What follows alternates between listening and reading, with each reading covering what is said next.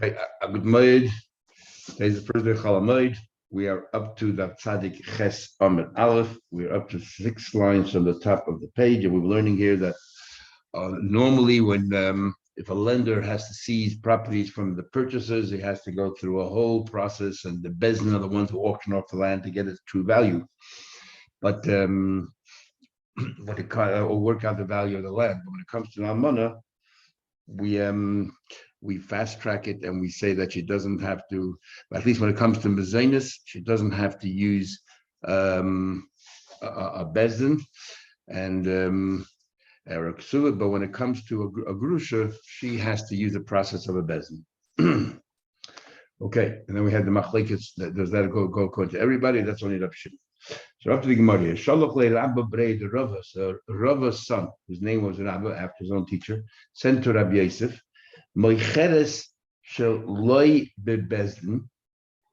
If somebody sells, interesting, Rava called his son Rabba. When generally we say we don't try to call someone a name after someone who passed away young. Rabba passed away at the age of 40, very young. And yet the Rava called his son by the name of his teacher. He asked Rabbi Yosef, the other teacher of his father, okay, let's say she sells, but not via Bezdin. Does he have to at least make a vow? What kind of vow? So Rashi learns the vow is that she didn't get more money for the field than she claimed that she did. And others say the vow is that she didn't get paid out by the father. And so the Rabbi Yosef turns back to Rava's son and says, why don't you also ask me a question whether you have to make an announcement? Because when it goes through a bezin, you have to make a achraza, you have to announce it for 30 days so you can invite people to come and to bid. If you give an auction date, and you invite people to bid, because obviously you want to make sure you get the real market value. So why are you asking me only about whether she has to make a shua? Why don't you ask me also regarding whether you need to make the 30-day achraza as well? I have no question about achraza. Why not? Rab Zayda said,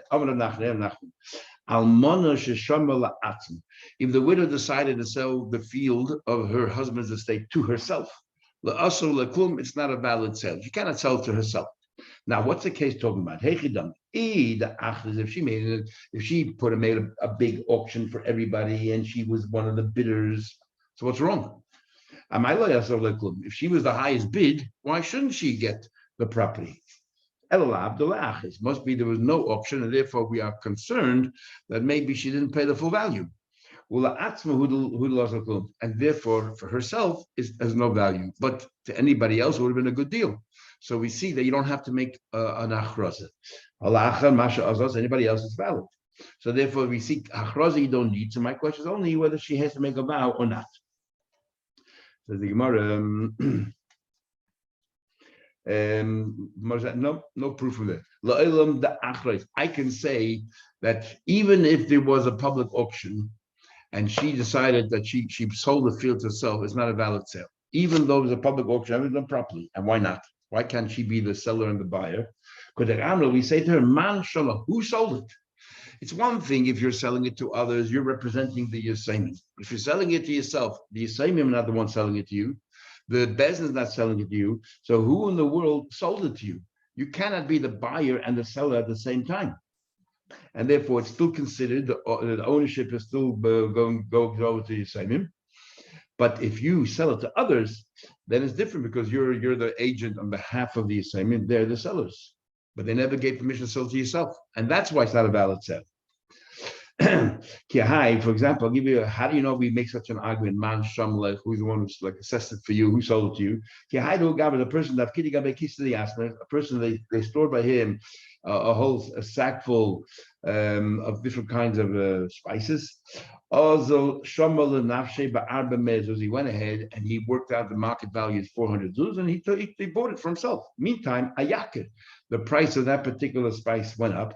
Went by 50%. Now it's worth $600. Also, the Mami want to know whether he gets that price benefit. Who sold it to you? When you're the buyer and you're the seller, it's not a sale. And therefore, it still belongs to the Yisayim, and any increase in value is theirs.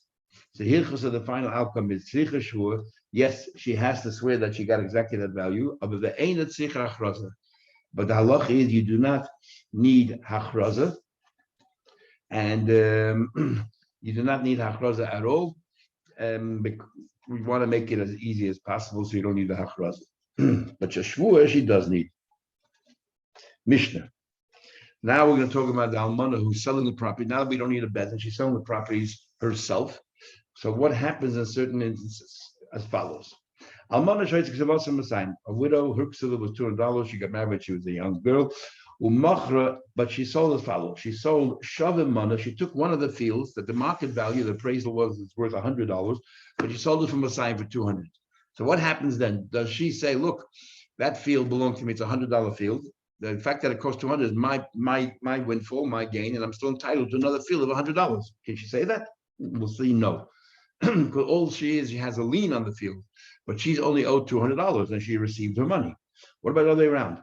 Shava Masayim b'man. She took a $200 field and she undersold it for $100.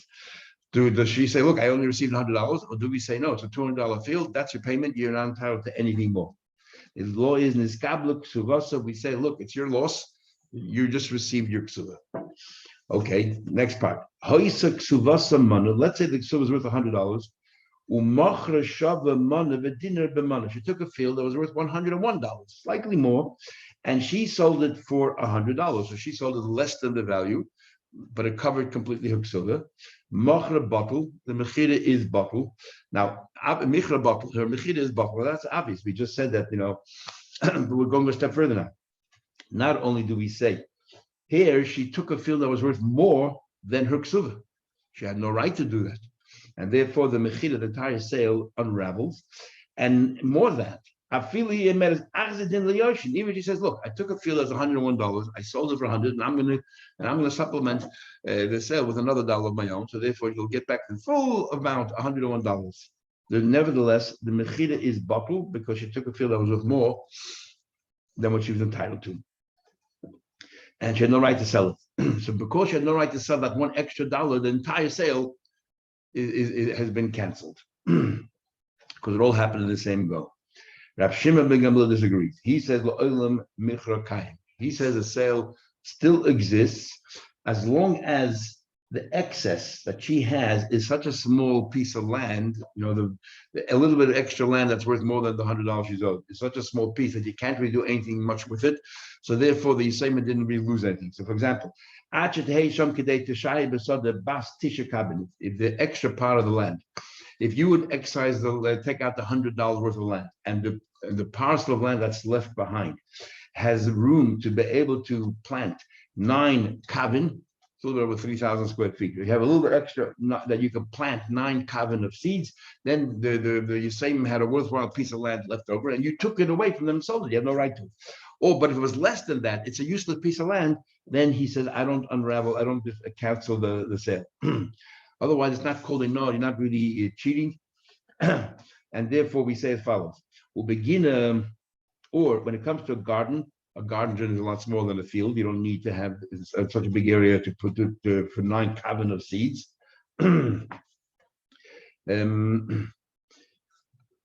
Bas chatzika. If you can plant a half a kav of seeds, or a quarter of a kiva, base reva, a quarter of a kav. Now, the different scenarios. Either if the Yisayim happen to have land adjacent, abutting this land here that you took, if the little land that the Yisayim still retain, together with whatever you took the excess, combines to 9 kavin, let's say, in a field, then we cancel the whole sale because you had no right to take it. Or if that parcel of land itself was large enough to be able to plant 9 kavin of seeds, then it's considering, no, you cheated with something of value. Otherwise, it's no big deal. The last case in the Mishnah. The ksuva was, let's say, a total of 400 dinarim. She sold the first person a field worth 100, another field worth 100. So those two sales are perfectly valid. But the last person, and the last person, she sold, let's say, a field that's worth 100 and a dinar.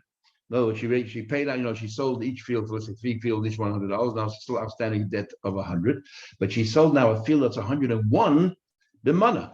for 100, which we said before gets canceled. So the question is, does it cancel also all the other sales that were legitimate, or only this particular last sale? Only the last one is canceled, but all the rest of the ones, the sales are valid sale. Says the Gemara, let's understand. Maishna, why in the very first case in the Mishnah, she either took a $100 field and sold it for $200, or she took a $200 field and sold it for $100, and we say that the loss is totally yours, that it's a $200 field, you got reimbursed totally. Maishna, what's the difference? Then Shava Masai Bamani took a $200 field and sold it for $100. The Amrullah, we say to her, I've said it's your loss. So if we're saying to her it's your loss, then the flip side should be that if you sold a $100 field for $200, it should be her gain. No, what are we saying? When we say you sold a $200 field for $100, we don't care. We don't care what the price you got. All we care about is what you see from the Yisayimim. You took a $200 field. So in that case, if you took a $100 field, if she sold it for more than $100, it should be her personal gain. Because the fact is, if you focus on the field that she took a $100 field. Says the Gemara. I've said that you lost out. We don't care what you got. All we care about is the field you took. So Shavamana Bimasayim, the converse, she took a $100 field for $200. Nami Tame, let's say, why can't she say, look at the field is a $100 field. I got more for it. It's my windfall. Kan Shana Rebbe. Here, Rebbe teaches us a law, and that is not the way you understood it. That the reason is we just look at the field and therefore we don't care the price you got. But then you have a valid question. The reason is different. You know why if you took a $200 field and got $100 for it? Sorry, you know why if you took a $100 field, you got $200 for it? The extra money belongs to the Yisayimim and Ulshi. Sorry, if you took a $100 field and the pile was $200, we say that that's it, you got fully paid out. Not because we focus on the field, because Rebbe taught us a law that that if you send, let's say, an agent to go buy something for you in the marketplace, you give him $10 here, buy me a bottle of milk, which will cost normally $10. When you got to Kohl's, it was on sale 25% off. You only paid $7.50. So what happens to that $2.50 change? Can you keep it, the shliach, because he gave you $10 to buy a bottle? That's what normally costs. It turned out to be $7.50. We say no.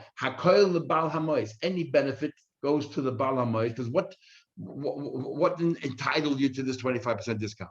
Because you had money and you bought something for the Baal HaBas. So everything else on top of that also belongs to the Baal HaBas. And therefore the shliach can't say, I'll benefit. Same thing here. You took a $100 field and you collected for $200. It goes to the Yisayimim. It goes to the Yisayimim, not because we say to the woman, you got, not because we say to the woman, you got $200, who cares? We say because any money that you got it because of the field. And who owned the field? The Yisayimim. So this is how Tesa learns. So therefore, any excess money belongs to the Yisayimim. So they paid you $200. The Yisayimim paid you $200. What's the story? Okay, Tanya, we learn there's an argument. What happens? There's a machlekes in the following thing. The shliach goes ahead and is told to buy something. Let's say 2 kilos of apples. It costs $5. He went and he ordered 2 kilos of apples for $5. The guy threw in another kilo for free. Who gets that kilo for free? So according to Rabbi Yehuda, Hakol l'shliach. Rabbi Yehuda says in that case, that is like we'll soon see, it's like a gift. And because it's like a gift, he says it's going to the shliach. He wants to give the shliach an incentive. He's working, since this guy is an agent for other people, bring me all your business. So I'm going to make it worth your while. And the extra kilo of apples that he gave, it's actually meant for the shliach, not for the person, not for the mishalech, the sender. That's the view of Rabbi Yehuda. Rabbi Yossi says, Cholkim, you divide it between the two. What do you mean divide between the two? So explain. But Tanya, first of all, we looked elsewhere. Rabbi Yossi says, Hakol Baal HaMoed. He also said that it's the benefit goes to the owner of the money. What do you mean? When do you split it? When don't you? It goes as follows. Something that has a fixed amount, for example, things that you buy in the market, a dozen eggs, you know exactly what a dozen eggs cost. Or that this particular legume, a cupful costs that. And then he gave you an extra cupful. So it's clearly the guy is giving a gift. Now, we don't know if the gift was meant for the agent, or we don't know if the gift was meant for the original person who the money, the Baal HaMoed. So we say, you know what? Since we don't know, we're going to split it. But a davar she'ein lekitza, things that don't have a fixed amount, things that the price can vary. Let's say buying clothes every dress is a different price, and the dress itself one day can be one price, one day another price, or things that you sell not by the individual or by a cupful or dozen eggs. You just sell, you take a look at it and say, oh, well, this box here, whatever it is worth that much and so on, or this amount, you take a handful. It's not a fixed amount. When it's not a fixed amount and you seem to get extra, there we can say that's not a gift. It's just he's generous and it's part of the sale. So, some people are always generous and they always give a little bit extra, but that's part of the sale. It's not a gift, it's part of the sale. If it's part of the sale, then it belongs to the Balamais. It belongs to the Balamais. So so on Malay, so over here, so in our mission as well, that $100 field that you gave $200, because a field also has no real fixed price. People can pay anything. And in fact, we have a rule that ain't another. There's no even cheating by a field, because whatever price you paid, even if you overpaid, tomorrow it'll be worth that price. Machlekes Rishonim, if there's a cap somewhere, Rabbeinu Tam holds that up to double the price, and that's it. Beyond that, it's cheating. Otherwise, there's no cheating at all by karka, because just think back. Even people who bought at the top of the market at a certain time, within a few years, it became, a very reasonable price, and so on, because the prices continuously go up. So in our Mishnah, that $100 field that became $200, that extra $100 came because of the field. So therefore, it belongs definitely to the Baal HaMais, the owner of the field. It belongs to the Baal HaMais of the field. and according to Tosfos, even Rabbi Yehuda would agree with something that does not have a fixed price, goes to the Baal HaMais. What do you call it? So continue the Gemara. The Papa said the halacha is the Papa said the halacha is anything that has a fixed amount, and we therefore must be anything above that. It must be a gift. So because it's a gift, we don't know who the gift is meant for, so you divide. Says the Gemara, my Kamashmal, what's he coming to teach you? Isn't that Rabbi Yosef's opinion? That the answer we gave to explain the contradiction of Rabbi Yosef, the one place he says everything belongs to the Baal HaMais, the one place he says you divide, is a good answer. It depends if it has a fixed amount or it doesn't have a fixed amount. Yeah, says the Gemara further.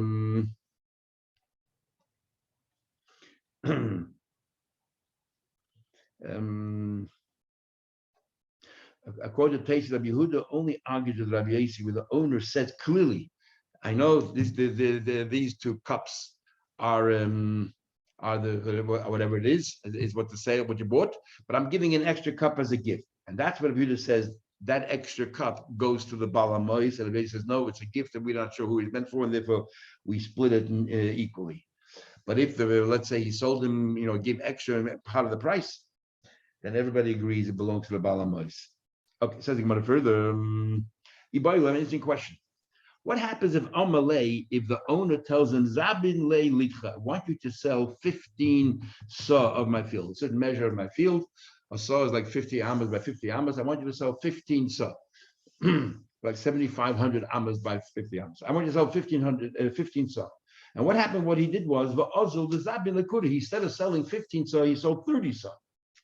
So the question is, of course, he's not bound by the extra 15 saw. The question is, but since included in that 30 saw is 15 saw, how do we view when the shliach adds or augments to whatever the shliach said? Do we say he's not doing the shlichus at all? So he had no right to sell anything more than 15. If he sold more than 15, it's not the instructions of the shliach, and therefore the sale is not a valid sale to who sold it. Or do we say, no, we treat it as if the shliach followed the instructions of the Mishalech, but he also added something on his own. So whatever he added on his own is canceled, and if the Mishalech wants, and whatever he carried out the Mishalech's instructions, that is a valid shlichus. That's the question. How do we view what a shliach does not carry out the instructions correctly?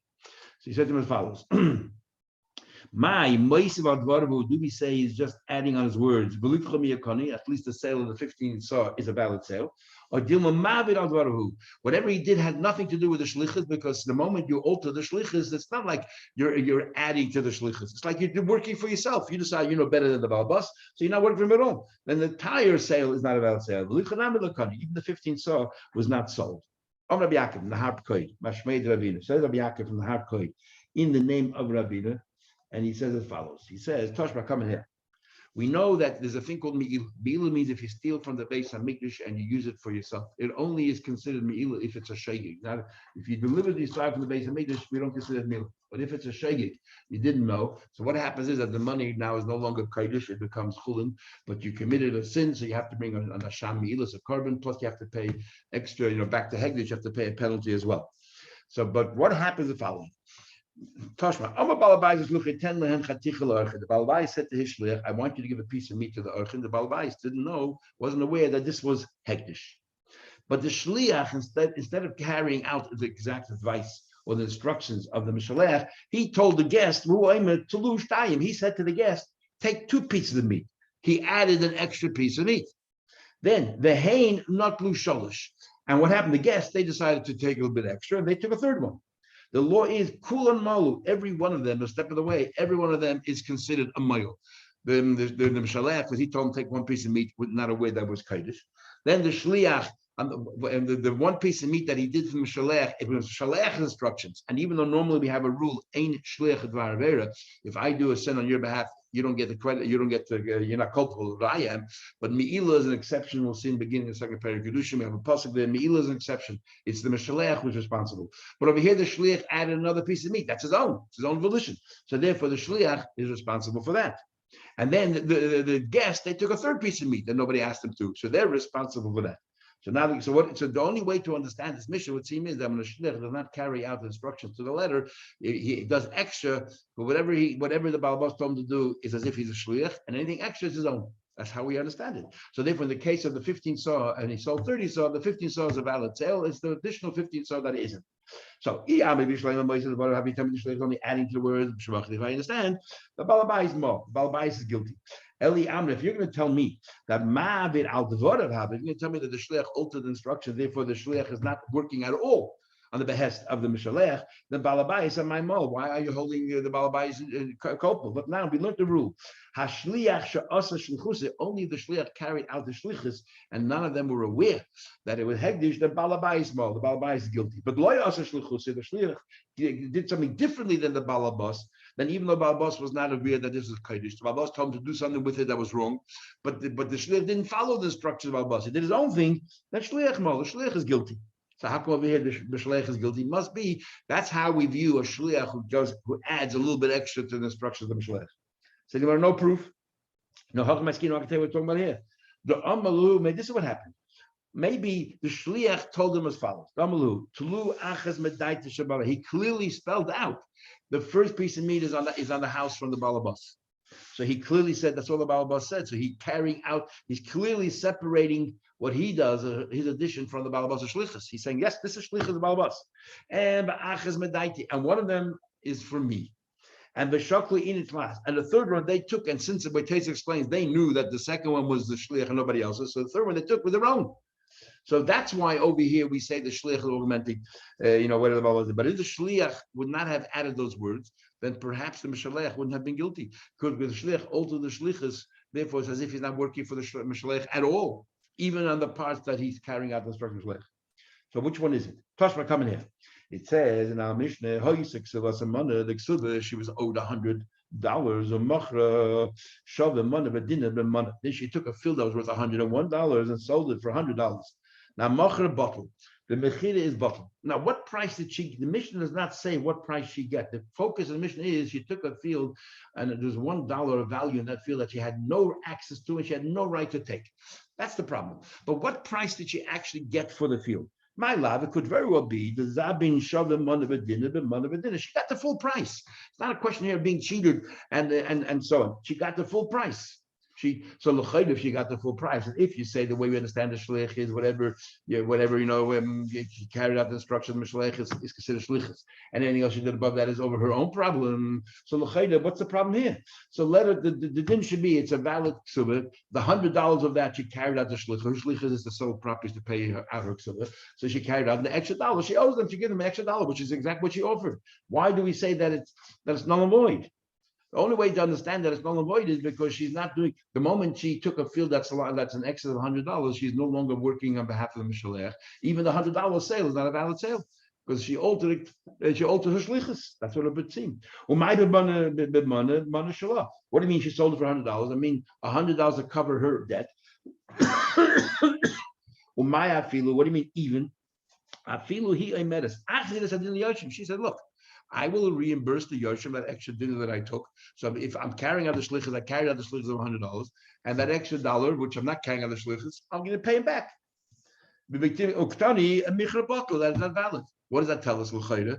That the moment she did not carry out every detail, every letter, it's as if she's working for herself.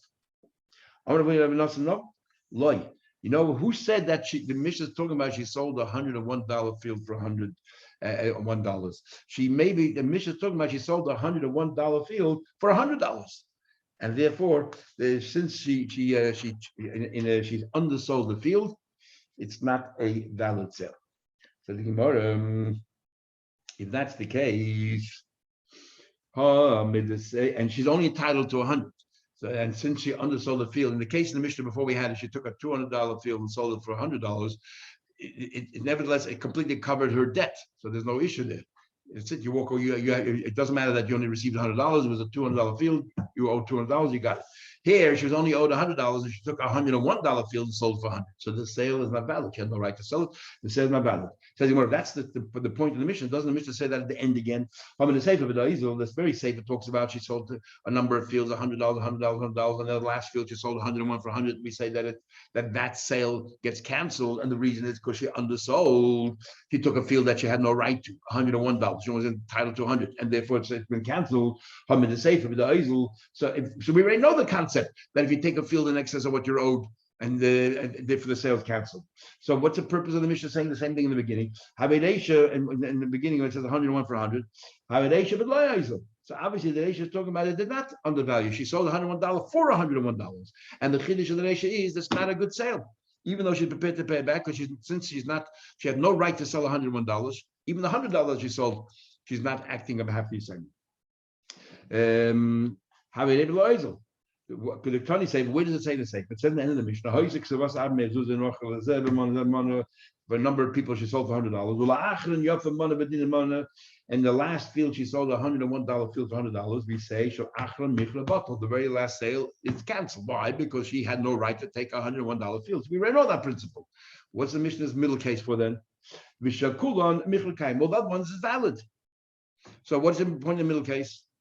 Unless the Mishnah in the middle case is telling you that if she sold a $101 field for $101, so nobody got cheated, and she's giving back the $1 that she took, nevertheless, she's no longer acting on behalf of the assignment because the moment you alter the shlichus, you're no longer acting as their proxy. That's what we want to resolve the Mor's question here.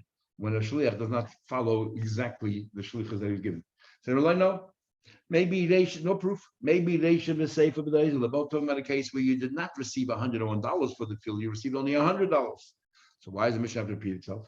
First the Mishnah introduces this halacha that if you sold $101 field for $100, that the wholesale gets canceled. The wholesale gets canceled because you had no right to take the $101 field and so on. And even if you're willing to reimburse them, doesn't matter. So what's the chiddush in the safe again? Hakamashlan comes to teach you time of the oizel b'di yasme. That over there is because she cheated the yasayim. What happens, let's say, the very last field, she took a $101 field and sold for $100, and because the yasayim lost out, whatever, it gets canceled. What about if the first field, she was entitled to $400, she took the first field, it was a $101 field, and she got $100 for it. Over there, we don't say anything gets canceled. You know why? Because for her, we're going to count it as if it's $101. And it's within her debt. She'll just deduct the extra dollar from her debt. So we have no issue with that. And that's the chiddush. The chiddush is when the money, all of the money goes to her, even though she sold it less than the true value. We don't care because we're going to deduct from her the full value, the face value of this property. The chiddush is, but only the last property, which then, there's no excess. She only owed the balance of the 100. She took a $101 property, sold it for 100. Therefore, it loses out. If she took a $101 property, sold it for $101. So, and she gives back the $1. We don't know. Maybe it will be a valid sale because the $100 of it is still the shlichus of the yisayim. The extra dollar she had no right to sell. So that $1 goes back to them. $1 property.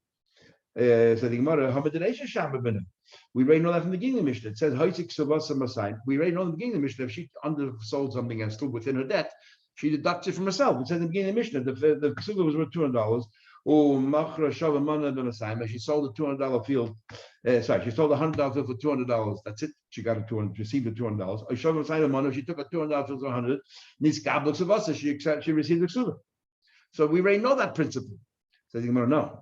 The chiddush in the last case is that even though we know that principle, but because there's a number of sales, we would have thought that if the last sale was wrong, that last sale gets canceled. Maybe even if that's the first sale, we should cancel it, because otherwise people make a mistake. They don't understand the difference between the first sale and the last sale. And if they see that the first sale you took a $101 field and sold for $100 and everything's still going fine, they'll think that the last sale was $101 and you sold it for $100. So it should be fine. They don't understand these nuances. So we would have thought in that case where you're selling more than one field, a few fields, maybe we should be machmir even in the first sale. And the chiddush and mission is we don't. Oh, but there was one sale, one field, and no other fields are going to be sold. No mistakes can happen. So we say that's it. You sold a $200 field for $100. You're fully paid out. Goodbye. Over here, maybe we should be goyed to the first money because of the last money. Maybe even the first sale, if it was 101 for 100, we should cancel. No, we don't do that. So the Gemara at this stage does not resolve the question when a shliach adds onto the shlichus. Do we say it's still carrying out the shlichus, but the addition is the shliach? Or do we say the moment you add to it, you're no longer working for the mishalech? It's as if you are working for yourself. The entire sale, whatever you did, you're not working on behalf of mishalech, and it gets canceled. So tomorrow we'll continue, and tomorrow we'll continue this discussion to work out from a different angle.